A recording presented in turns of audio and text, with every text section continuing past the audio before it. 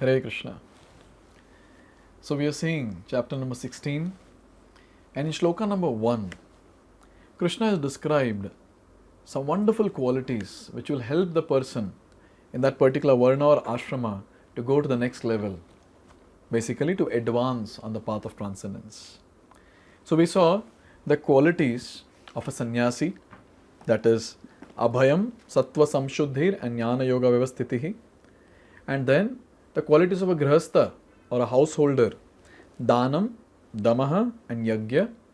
Then we saw the quality of a brahmachari, that is swadhyay, and the quality of a vanaprasthi or a retired person, that is tapa or austerity. Now in this video we'll try to see the 12 qualities of a brahmana. So this Krishna is very nicely giving us in Shloka number 2. So let's see that now. Ahimsa satyam akrodhas tyagah shantera paishunam daya bhuteshvalo luptvam mardavam rera chapalam. So Krishna is saying, what are the qualities of a person who is a brahmana? So in the last video we said arjavam, that quality also will include in this particular video. So arjavam, the first quality of a brahmana is arjavam, he is simple. Second, ahimsa. So ahimsa is basically non-violence. We'll discuss about each quality in detail. Ahimsa. And then satyam, truthfulness. Akrodha, freedom from anger. Tyagaha, renunciation. Shantihi, tranquility. Apaishunam, aversion to fault finding. Then daya bhuteshu, mercy towards all living entities. Aloluptvam, that is freedom from greed. Mardhavam, gentleness. Reer, that is modesty. And achapalam, determination. So these are the 12 qualities of a brahmana. So let's begin. Let's see these 12 qualities in detail. The first one, that is arjavam, simplicity. So here it is said that when it comes to simplicity, one should be very simple and straightforward. This is the brahminical quality. In fact, everyone should have this quality, but then especially the brahmana is expected to have this quality of being straightforward and simple, not having complicated thought process, not being duplicit, internally something and externally something else. No.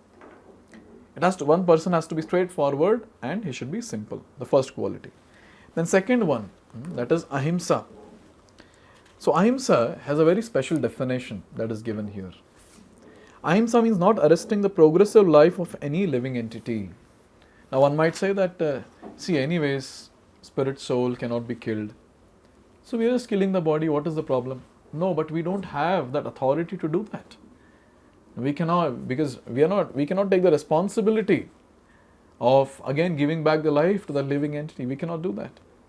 So we cannot check anyone's progressive life. There's a very nice concept that is given here. It is said if a particular animal is killed, then his progress is checked. If an animal is staying in a particular body for so many days or so many years and is untimely killed, so what happens if the animal is killed untimely? Say he is supposed to live for 60 years, and if the animal is killed at the age of 40, I have taken a big number, but still at the age of 40, so for next 20 years, where will be that animal? He has to again come back to a similar body to complete its lifespan.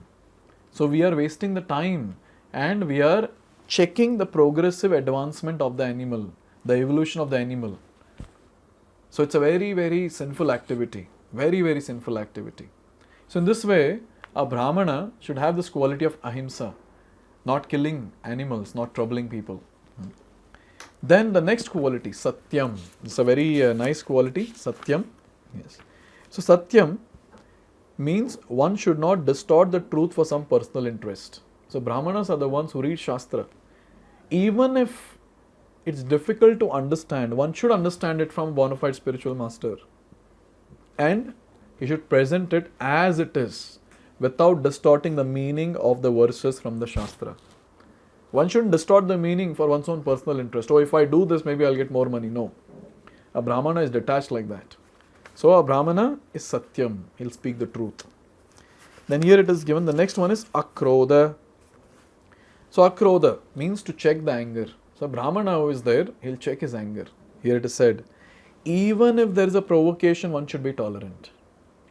For once one becomes angry, his whole body becomes polluted.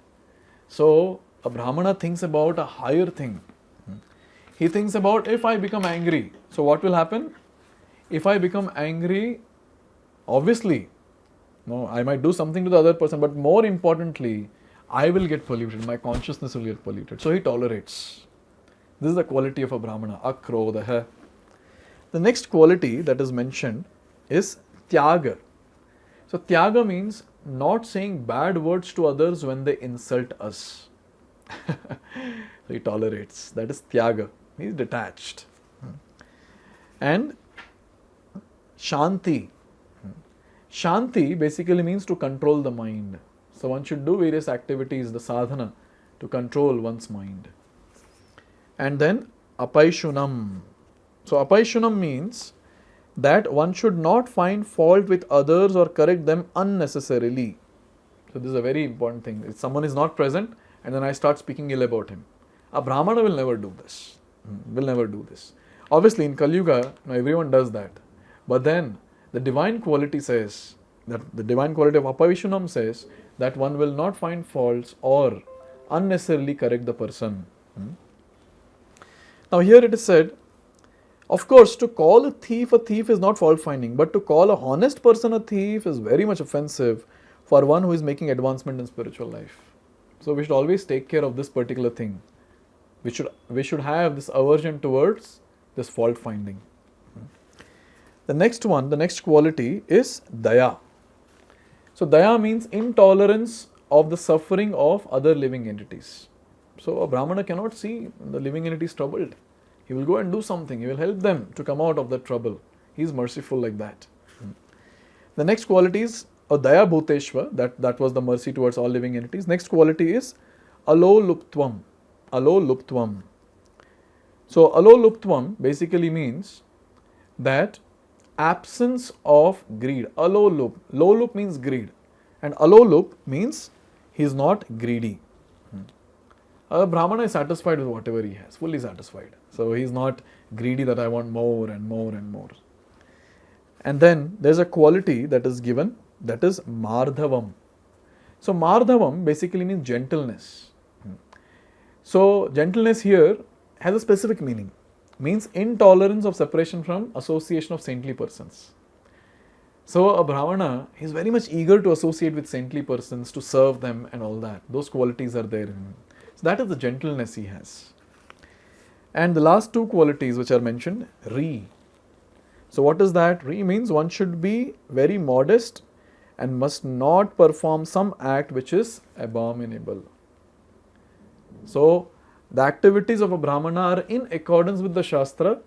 He will never go against the Shastra to commit any sinful activities or abominable activities.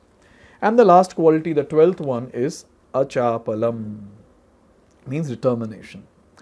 One should not be agitated or frustrated in some attempt. There may be failure in some attempt, but one should not be sorry for that. He should make progress with patience and determination. So this is the quality of a Brahmana. Where a Brahmana all the time is determined in his practice, and doesn't matter what happens, he just continues with patience. So these are the 12 wonderful qualities of a Brahmana that Krishna is describing here in this shloka.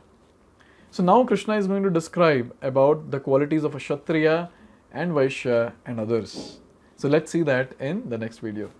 Hare Krishna. Hare Krishna, Hare Krishna.